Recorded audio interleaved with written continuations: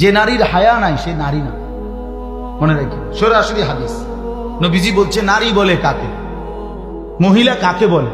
রাসূলুল্লাহ সাল্লাল্লাহু আলাইহি সাল্লাম বলছেন আওরাত, যে নিজেকে আড়ালে রাখে, লুকিয়ে রাখে, পর্দায় রাখে, গোপন রাখে।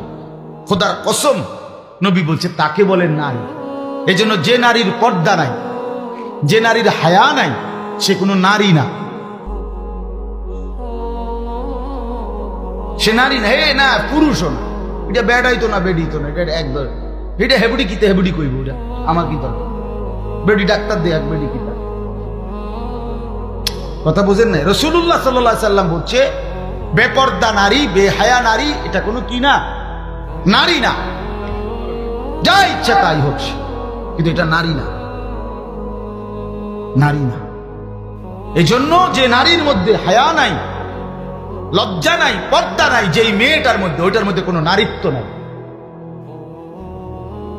যার ইজ্জতের কদর নাই, সতীত্বের কদর নাই, পর্দার কদর নাই, খোদার কসম ওই নারীর মধ্যে নারীত্ব বলতে, নারী বলতে যেই বিষয় সেটা নাই।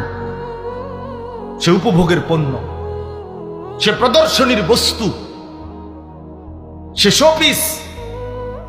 মানুষ যেরকম আলমারির মধ্যে, শোকেসের মধ্যে কিছু মানুষের দেখার জন্য প্রদর্শনের মতো রাখে, এই নারী নিজেকে শোপিস বানায় নিছে যে আমি পৃথিবীতে আসছি শুধু পর পুরুষ আমারে দেখবে।